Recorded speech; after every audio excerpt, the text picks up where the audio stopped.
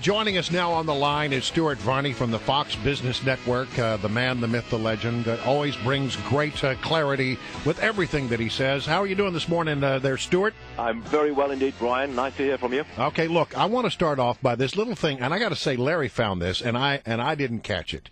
I didn't catch it, but it caught my ear, and when I heard it, I thought like, well, there's something that just needs to be talked about.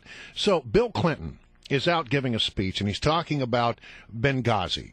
And how, we have all the answers, really. And there was this little thing that he said that it's almost like he didn't intend to say it. He caught himself mid-sentence, but I think it's very illustrative. Listen very carefully to how he described what happened after Benghazi. We did, in my opinion, Hillary did what she should have done. We did, in my opinion. And here it is again. Listen again. We did. One wonders when listening to this whether, our Secretary of State was really not our Secretary of State, that she didn't do anything without checking with Bill, even in a crisis.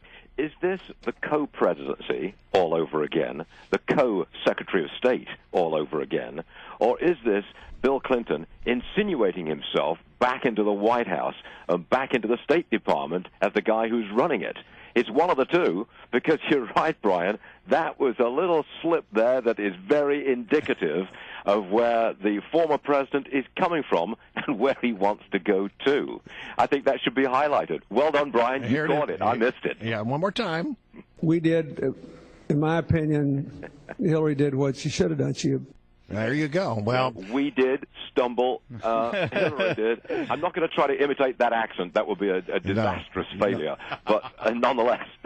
Well, but this is the one thing when you talk about a Hillary candidacy for presidency. This is the one thing that does cause even some Democrats a little bit of pause. Well, will Bill behave himself? Will Bill keep his nose out of things? Will Hillary really be the president, or will Bill try to impose himself on it? Am I allowed to ask? Yes, you are.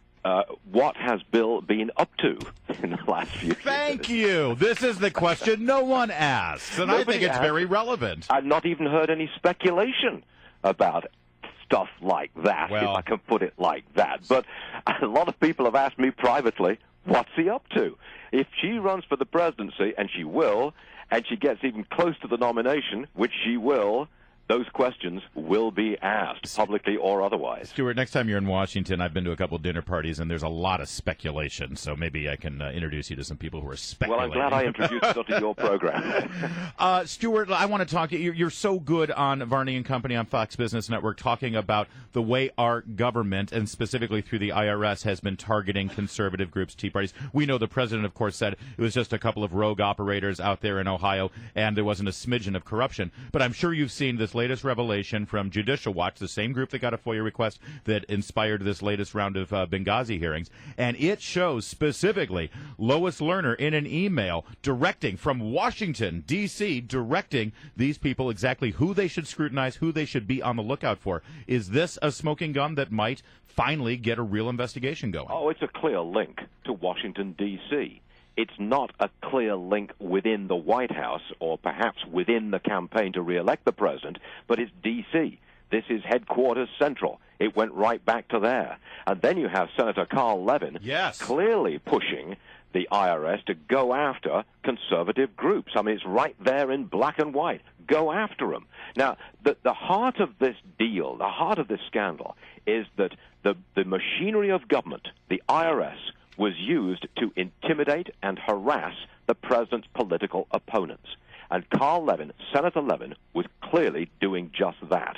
To me, that's a smoking gun, that the whole system was geared towards beating up conservatives, and that the election was, in fact, affected. And that's a very, very strong thing to say. Well, and look, there have been some other questions that have been raised, not just about Carl Levin. Remember, there were questions raised on the House side about Elijah Cummings and whether or not he was pressuring the IRS to take action. So if you got, the chairman, or the ranking member, rather, of the House Oversight Committee asking questions of the IRS, saying you need to investigate this and pressuring the IRS to do this, and then you got Carl Levin doing it, it's not surprising that the IRS under this administration was willing to pick up that mantle and run with it. No, it's not surprising. What is surprising is that we haven't got a full-scale investigation into what went on in that election. Well, if only we had someone who could do an independent investigation of this matter and to determine whether anything proper. If we only had, I don't know, like an attorney general of the United States. Dream on, Brian. Dream on.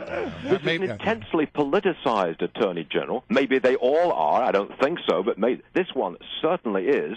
Eric, there is no way on God's green earth that Eric Holder will launch a special prosecutor or a special serious investigation into what went on. It's not going to happen. Dream on. But it doesn't stop me from saying the machinery of government was used to intimidate the president's political opponents. It's there in black and white. It's proven. And that election, it wasn't rigged. I'm not going to say that, but the election was clearly affected. And it was directed from Washington, not some rogue operators in Cincinnati. Hey, Stuart, real fast, there's a story over at Truth Revolt. KMOV in St. Louis had an interview with some employees who used to work for a government contractor. Their job was to get applications for Obamacare, right? This is their job. This is during the open enrollment period, end of 2013, right after the website died and everything. And I don't know if you've seen this story, but these whistleblowers, they come out and they say, I'm quoting one of them now, they would tell us to come in, dress professionally, and act like we were working, to pretend to pull our chairs into our cubicles and look at the screen as if we were reading things with fingers on the keyboard. And that's exactly what we did. They were pretending to work. They were only responsible for signing up 2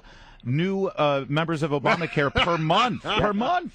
Last night, I interviewed the young man who broke the story for the TV station in St. Louis, Chris Nagy, and he told me flat out these were people who were being paid to do nothing. They had nothing to do. They were told to press the refresh key every 10 minutes to make it look like they were doing something. And they were employed by this contractor, Serco, which has a $1.2 billion contract to sign people up. And they're still signing up, they're signing up new employees, even though the ones they've got have nothing to do, and they're sitting getting paid for doing nothing. Now, is that not a scandal? It's almost like they work at CNN. Oh, stop it. Oh, sorry, Stuart. It was low-hanging fruit. All right. Low-hanging fruit, that's very good. All right, Stuart Varney, thank you so much. Always a pleasure.